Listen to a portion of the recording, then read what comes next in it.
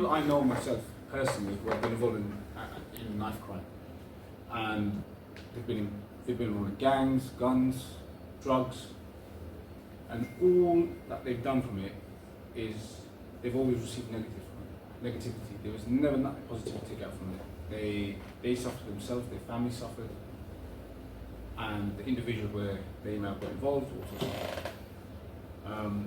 I want to speak a bit about your experience of Abu Bakir, if you don't mind, and what happened, background story, and what it is that brought you where you were. But alhamdulillah, now obviously you've changed, you've gone different ways, and we all have. But I want to know a bit about your past and just speak a bit and touch base on it, if that's okay. Yeah, Assalamu alaikum. My name's Abu Bakir, born and bred in Luton, same as your brother here.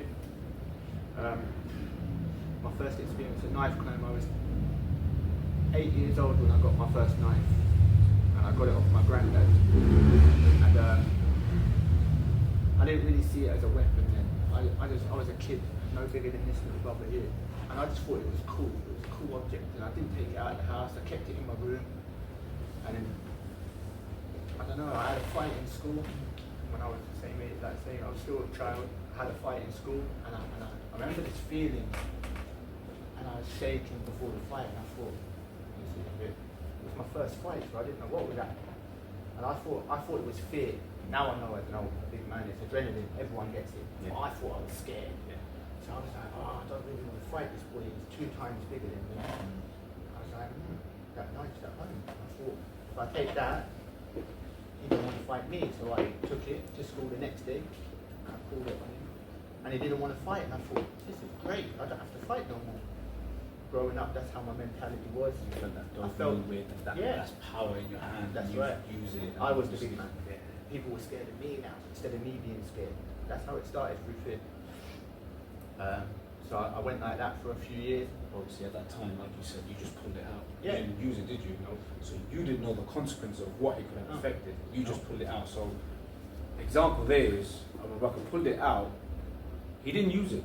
So at this moment of time, when he's pulled it out and he's shown the big guy, there's no consequence because he hasn't used it. So he doesn't know what's going to happen. He doesn't know that the negativity from it, the arrests and the sentences and what effects it has on his family.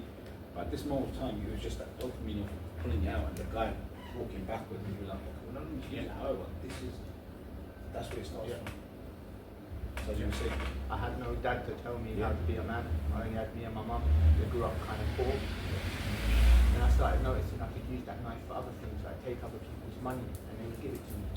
Because we didn't have money ourselves, because my mum was a single parent. I thought, I'll just go around taking people's money. As a child, I didn't understand the actions and consequences. The law didn't apply to me until I was a child. So I was doing that for years. I lost count how many years until I was about 15. When I stabbed my first person, and then I realised there was consequences. I didn't get arrested for that, but I wish I would have, because it would have stopped it there and then. Yeah, because you, like you said, you throughout that from 8 to 15, using it as a tool, as a intimidation tool to people and showing them that look, I've got this. You realise it scared one person away from that. From there, you realised I could actually gain some income from this. Like using it as a tool, you then carried on with it. But obviously, you don't know the negative effect it was having on those people, on those individuals that you're using as a whole. For you, it was a positive at that time. However, you did not know until you got to age 15. And obviously, you used it on that individual where you actually stabbed the guy. You didn't get caught. All you wish now, you also got arrested for it, because had you been arrested at that time, I think maybe your whole life would have changed completely. But because you didn't, I'm guessing again, that power of that value of power you had in that knife just grew.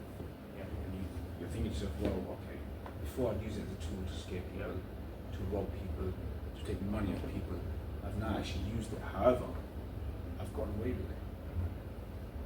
The guy obviously survived, so you may have an example wherever you can. However, you've now cut thinking, I didn't even kill the guy, so that's good. I'm hurting, but I feel powerful more. Absolutely. And from there, where did that lead to? So after I'd done that, a couple of the boys on my estate in Hopper Ring where I grew up heard about it, older boys, like they was in there, say 18, 19, I was 15, so I looked up to them. They're cool kids, motorbikes, cars, The influence of the gangs yeah. now coming in Now now, that's where now it that comes your from, name's yeah. like going around as a youngster. Yeah. They glorify Yeah. what you exactly. And it was before knife crime really took off, so it was a massive thing. Yeah. And they saw that as we can use him, yeah. And you know, that's what they've done. Then they started bringing me, then I started selling drugs, and then I started robbing drug dealers, and then things got a whole lot worse from there. Because drug dealers don't give up their drugs and money easily, they fight back. So now I've got to use extreme violence to get the money that I wanted.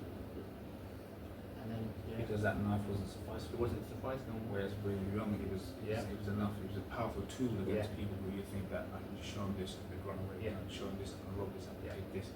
I can maybe use it on a guy's arm and just sort of. That's right. But as you saw that you came across the same sort of people Yeah. that went through the similar lifestyle as you did when you were young, and also used the same thing. But to them, that little knife is nothing now. Now they're talking about guns, and they're talking about gangs, and they're talking about pure violence of coming to houses and burning cars and things like that. And this is the sort of effect where it starts kicking off, where you think to yourself, okay, that one knife I had was, that knife I've got can protect me, it's not going to protect you. You will eventually come across someone who either has been in the same situation as yourself, who's used that knife, or someone who's been stabbed, because I know a few people who have been stabbed multiple times, and I kid you not, you put a knife.